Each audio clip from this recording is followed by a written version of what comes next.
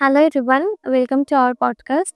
আজকে আমাদের সাথে আছেন আমাদের এমন একজন অতিথি যিনি তার শিক্ষা জীবন শেষ করেছে অস্ট্রেলিয়াতে এবং তারপরে সে বাংলাদেশে ফিরে এসে এখন আবার যাচ্ছে ফিনল্যান্ডে তার পরিবার সহ। আজকে তার অভিজ্ঞতা সম্পর্কে আমরা জানবো। Hello sir, welcome to our podcast. কেমন আছেন? Thank you so much. Thank you. I hi স্টুডিওকে এবং থ্যাংক ইউ আপনাকে। ভালো আছি আলহামদুলিল্লাহ। ওকে, প্রথমেই যদি একটু বলতেন আপনার সম্পর্কে যে কোথায় বড় হয়েছেন এবং পড়াশোনা কোন পর্যন্ত হয়েছে? আ আমি বড় হয়েছি মিরপুরে। হ্যাঁ? সো মিরপুরে আমার স্কুল এবং আমার কলেজ লাইফটা কেটেছে। এরপরে তো আমি নর্থ সাউথে ছিলাম এবং বাইরে চলে যাই। আর আমার পড়ালেখা বেসিক্যালি আমি আ নর্থ সাউথ থেকে ফার্স্ট ১ বছর আমি নর্থ সাউথে ছিলাম। এরপরে আমি ব্যাচেলর এবং মাস্টার্স, এমপিএ দুটাই আমি অস্ট্রেলিয়াতে করি। করে দেন 2016 এ আমি বাংলাদেশে ব্যাক করি। আচ্ছা, ওকে। তাহলে বাইরে যাওয়ার প্ল্যানটা কিভাবে হলো বা অস্ট্রেলিয়াকেই কেন বেছে নিলেন? ওকে। যখন আমি নর্থ সাউথে ভর্তি হই 2007 এ। সো ভর্তির পর থেকে আমি চিন্তা করলাম যে আমার ডিগ্রিটা কেন অস্ট্রেলিয়াতে নয় এবং অস্ট্রেলিয়াতে আমার এক রিলেটিভ ছিল। সো তার পরামর্শে এবং আ উম তার সাথে কথা বলে আমার মনে হয়েছে যে অস্ট্রেলিয়াটা আমার জন্য ভালো হবে। আর আমার ছোটবেলা থেকে আমার ইচ্ছা ছিল বাইরে পড়ালেখা করা। বাট কোন দেশে আমি যাবো সেটা আমার ডিসাইডটা আমার ওরকম ছিল না। বাট আ অস্ট্রেলিয়ারটা আ নর্থ সাউথে থাকা অবস্থায় আসলে মানে অস্ট্রেলিয়ার প্রতি আমার একটা ইন্টারেস্ট গ্রো করে। আচ্ছা, আচ্ছা। এটা একটু প্যাথেটিক। আমি 2008 থেকে আমার যাত্রাটা শুরু হয়। আ প্রসেসিং এর যাত্রাটা। সো তখন তো আসলে আমি আ শুরুর দিকে বলতে গেলে আ মানে এলোমেলোভাবে আমি চলতেছিলাম। আ এলোমেলোভাবে এবং এই সেন্সে যে আমার IELTS আমি দেওয়ার পরে IELTS আমার স্কোর আসেনি ১ম বার। পরের বার IELTS এর আবার ৩ মাস পরে IELTS দেই। বাই দিস টাইম আমি আমার যে ফাইন্যান্সিয়াল যে ব্যাকআপটা, সেই ব্যাকআপটা আমার কোনো কারণে আমার এটা আবার তুলে ফেলতে হয়েছিল। সো ওভারঅল সবকিছু মিলে আমার ১ম এর দিকে একটু এলোমেলো হয়ে যায়। পরবর্তীতে আমি আ এটাকে অর্গানাইজ করে এবং টোটাল আমার এটা প্রসেসিং টাইমটা আমার ১.৫ বছরের মতো লেগেছিল অস্ট্রেলিয়া পৌঁছানো পর্যন্ত। ১ম বার যখন অস্ট্রেলিয়ার ভিসা পেলেন তখন আপনার ফিলিংসটা কেমন ছিল? তখনকার ফিলিংসটা আসলে বোঝা মানে ভাষায় বলার মতো না। কারণটা কি? আমি 2006 এ আমি পাসপোর্টটা তৈরি করি। সো তখন আসলে কোনো গোল ছিল না যে আমি কেন পাসপোর্টটা তৈরি করতেছি। সো 2009 এ আ মে আ ফেব্রুয়ারিতে আমার ভিসাটা হয়। ফেব্রুয়ারি সম্ভবত ২৭ তারিখের দিকে। সো আমার মনে আছে ফেব্রুয়ারি ২৬ তারিখে আমার কোনো কারণে আমি আমার এজেন্সির কাছ থেকে একটা পজিটিভ নিউজ আসে যে তখন আ আমার যেটুকু মনে পড়ে যে ঐদিন আ একটা ঘটনা ঘটেছিল বাংলাদেশে আলোড়িত একটা ঘটনা। সেটা আ পিলখানা ট্র্যাজেডি, হ্যাঁ? সো ওই সময়টায় আমার ভিসাটা হয়।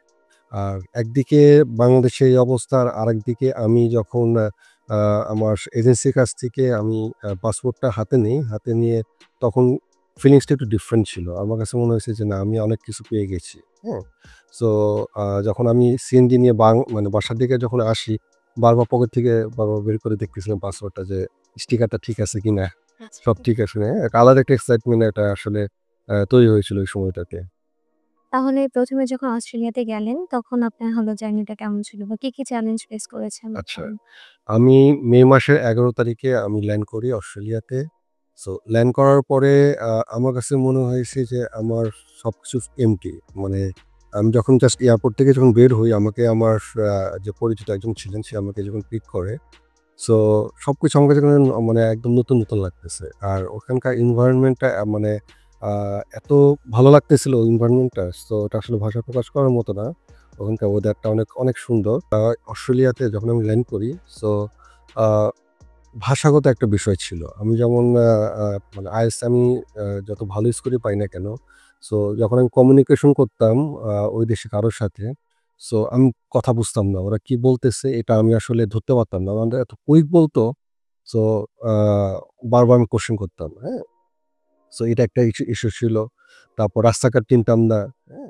সো আ মানে অনেকগুলো আসলে ইস্যু ছিল, চ্যালেঞ্জিং ছিল। সবকিছু মিলিয়ে আসলে আস্তে, আস্তে ওভারকাম হয়েছে সময়ের পরিবর্তনে। আ অস্ট্রেলিয়া আর বাংলাদেশ স্টুডেন্ট লাইফ কোনটা আপনার কাছে বেটার মনে হয়েছে বা কোনটায় কি ফ্যাসিলিটিস? আচ্ছা। আমি তো অ্যাজ এ নতুন ছিলাম অস্ট্রেলিয়াতে। সো নতুনভাবে নতুন ফ্রেন্ড সার্কেল সবকিছুই নতুন। আর সেখানকার এনভায়রনমেন্টই টোটালি ডিফারেন্ট। বাংলাদেশের সাথে আসলে মেলানো যাবে না। সো আমার মানে নরমালি ক্লাস থাকতো ৪ ঘন্টা করে। সো আর বাংলাদেশের ক্লাস থাকতো অ্যারাউন্ড আমার আ ১.৫ ঘন্টা করে। সো ওখানে ক্লাসগুলাও একটু ডিফারেন্ট, হ্যাঁ? ২ ঘন্টা লেকচার থাকতো, ২ ঘন্টা টিউটোরিয়াল থাকতো। সো ক্লাসগুলো ছিল এরকম। সো দেখা গেছে যে বাংলাদেশের সাথে অনেক কিছুই আ মানে বলতে গেলে আকাশ এবং পাতাল, হ্যাঁ? আমি যখন নর্থ সাউথে ১ বছর ছিলাম, তো নর্থ সাউথে পড়ালেখার স্ট্যান্ডার্ড এবং বাইরের যে অস্ট্রেলিয়ার মানে অস্ট্রেলিয়ার ভার্সিটিগুলো পড়ালেখার স্ট্যান্ডার্ড টোটালি ডিফারেন্ট। ডিফারেন্ট। হ্যাঁ। অস্ট্রেলিয়া থেকে দেশে ফেরার সিদ্ধান্তটা কেন নিলেন? বা আসার পর এখানে যে কাজ শুরু করা এইটা কেমন ছিল? আচ্ছা। আ ঘটনাটা 2016 এর দিকে যেহেতু আমি 2016 এর নভেম্বরের ৩ তারিখে আমি বাংলাদেশে আসি। সো আমার এমপিএ শেষ হয়ে যায় অক্টোবর মাসে, হ্যাঁ? সো শেষ হওয়ার পরে আমি আসলে আর অস্ট্রেলিয়ান লাইফটা আমি আর নিতে পারতেছিলাম না। আমি অনেক মানে বলতে গেলে যে ফ্রাস্ট্রেশন এর দিকে চলে যাচ্ছিলাম। আর আমার ফ্যামিলিও চাচ্ছিল না যে আমি অস্ট্রেলিয়াতে আ স্টে করি। সো এরপরে যে মেইন হলো পিআরটা পাওয়া, হ্যাঁ? ফ্রাস্ট্রেশন এ আসলে চলে যাওয়ার মেইন উদ্দেশ্য হলো পিআরটা হচ্ছিল না টাইম মতো। সো আম্মুর কথা, আমার ভাইয়ের কথা শুনে আমি বাংলাদেশে চলে আসি। বাংলাদেশে চলে এসে দেন আমি আ এখন যে জব করতেছি সেখানে আমি জয়েন করি। আমি বাংলাদেশ শিশু হাসপাতাল ইনস্টিটিউটে আছি as a assistant director finance এ আমি। সো আ এই তো এভাবে আসলে হুট করে প্ল্যান নেওয়া, হুট করে চলে আসা একমাত্র ফ্যামিলিগত কারণে। ফ্যামিলিগত আ অস্ট্রেলিয়া আর বাংলাদেশের মধ্যে জব সেক্টরের পার্থক্য বা এরকম কোনো মানে বিশেষ পার্থক্য আছে এটা ফিল করেছেন কখনো? আচ্ছা, বাংলাদেশে তো আমি হোয়াইট কলার জব করতেছি। আর অস্ট্রেলিয়াতে যেটা করেছি সেটা আমি একটা মানে বলতে গেলে যে চেইন অফ আ কোম্পানির আমি আ মানে ফাস্ট ফুডের চেইন অফ কোম্পানিতে আমি অ্যাজ এ স্টোর ম্যানেজার ছিলাম, হ্যাঁ?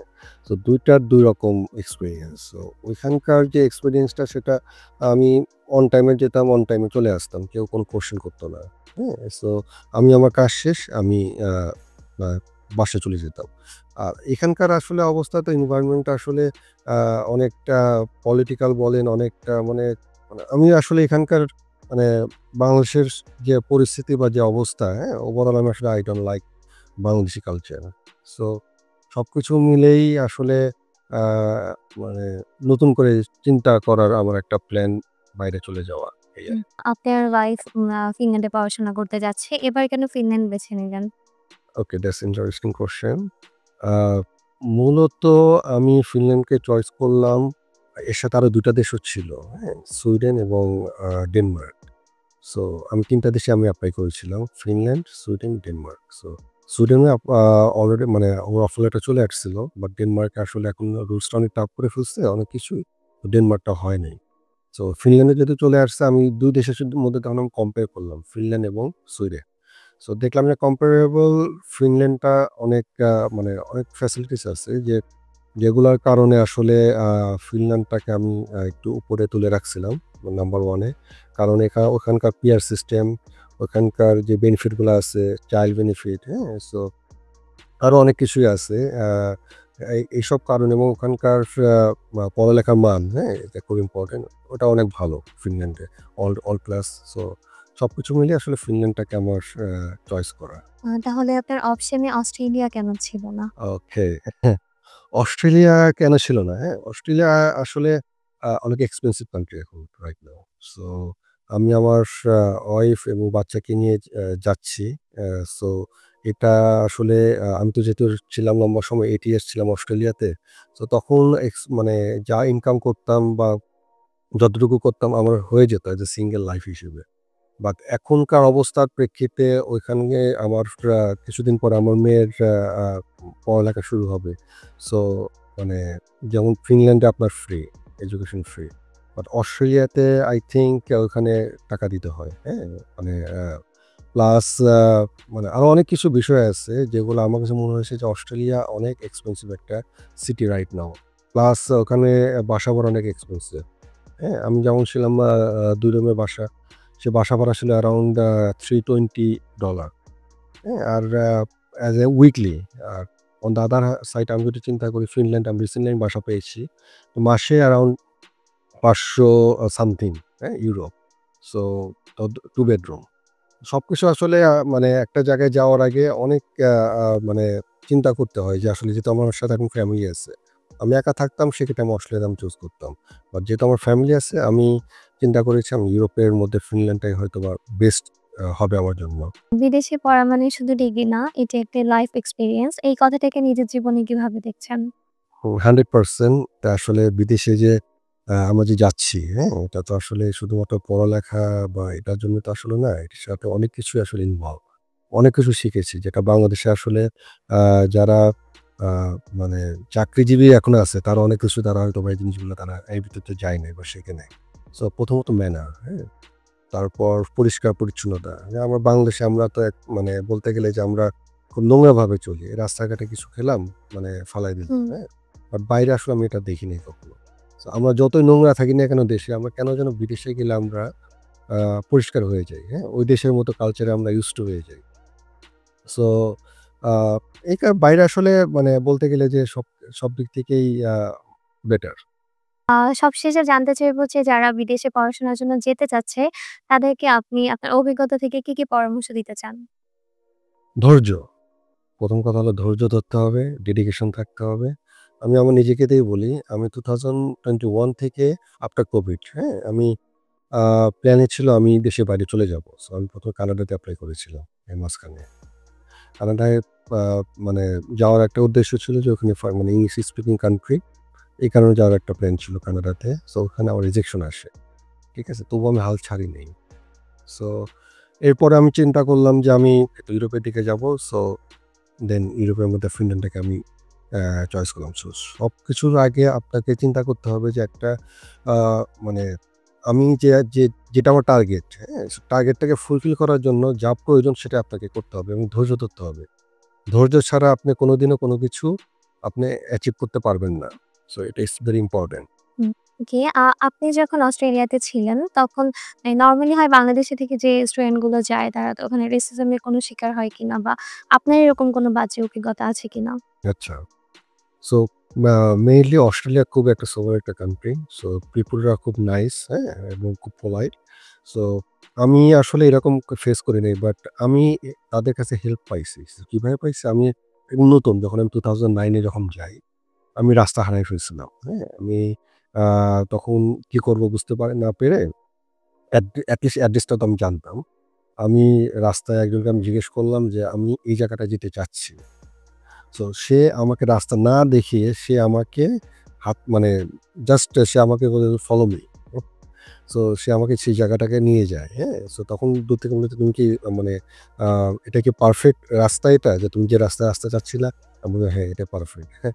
সো জাস্ট ফর এক্সাম্পল যে তারা কতটা পোলাইট এবং কতটা হুম। আ মানে হয়তোবা আছে রেসিস্ট আছে। কারণ মানে আমার কাছে হয় না বা আমি এটা ফিল করি নাই। বাট অন্যকে হয়তো আ ফেস করছে, হ্যাঁ? সো এই আরকি। ওকে, আপনি তো একটা লং টাইম অস্ট্রেলিয়াতে থেকে আসছেন। তো হুম। আপনার একটা এক্সপেরিয়েন্স আছে। এখন নতুন যারা আমাদের নতুন যে যারা যেতে চাচ্ছে অস্ট্রেলিয়াতে তাদেরকে আপনি এনকারেজ করবেন কিনা বা কি পরামর্শ দিবেন? আ আমি 100% আমি এনকারেজ করব। যারা বাংলাদেশ থেকে যারা বাইরে যাবে, আমি সবাইকে বলব যে গো ফর আউটসাইড, হ্যাঁ? সো আমরা আসলে দেশে এমন একটা অবস্থানে আমরা আছি। আমি তো 8 ইয়ার্স হলো আমার বাংলাদেশে এখন। সো আমি নিজেও ফেড আপ হয়ে গেছি আসলে। বাংলাদেশে এই যে পলিটিক্যাল এবং কালচারাল গত যে বিষয়গুলো আছে ওভারঅল। সো মানে honestly স্পিকিং আমি এখন দেশ ছাড়তে পারলে আমি আসলে বেঁচে যাই, হ্যাঁ? এই টাইপের আমার এখন অনেকগুলা কারণ আছে। কারণ আমার মেয়ে বড় হচ্ছে। তার ফিউচারের কথা চিন্তা করে, হ্যাঁ? এবং আপকামিং যারা যেতে চাচ্ছে, যেতে ইচ্ছুক যারা, so of course Australia is the best option. কারণ ওখানকার এনভায়রনমেন্ট, ওয়েদার সব বাংলাদেশের মতোই অনেকটা। আর this is big country, huge country. So যেকোনো জায়গায় ডারউইন, অ্যাডিলেইড, তাসমানিয়া, সিডনি, হ্যাঁ? ব্রিসবেন, হোয়াটএভার, পার্থ, হ্যাঁ? যে জায়গায় যেতে চায় সেই জায়গায় যাক। আমার কথা হলো যে বাংলাদেশ পুরা দুনিয়া ছড়ায় যায়। বাংলাদেশি স্টুডেন্টরা বাংলাদেশে কারণ যে যাবে সে এটলিস্ট ম্যানারটা এটলিস্ট শিখতে পারবে, হ্যাঁ? আমাদের দেশের মানুষজনের মেন্টালিটি আসলে কোনোদিনও ঠিক হবে না এবং ঠিক হওয়ার মতো না। যতদিন পর্যন্ত না সে বাইরে একটা মানে ফার্স্ট ওয়ার্ল্ড কান্ট্রি তে যাবে। তার কতটুকু এটা অ্যাচিভ করতে পারে এটা তাদের বিষয়। বাট এটলিস্ট মুভ করা উচিত। সো বেটার কিছু পাওয়ার জন্য। যারা বাংলাদেশ থেকে যারা যাচ্ছে মানে পৃথিবীর বিভিন্ন দেশে যাচ্ছে। সাপোজ ধরুন অস্ট্রেলিয়াতে আমি যেমন অস্ট্রেলিয়াতে ছিলাম।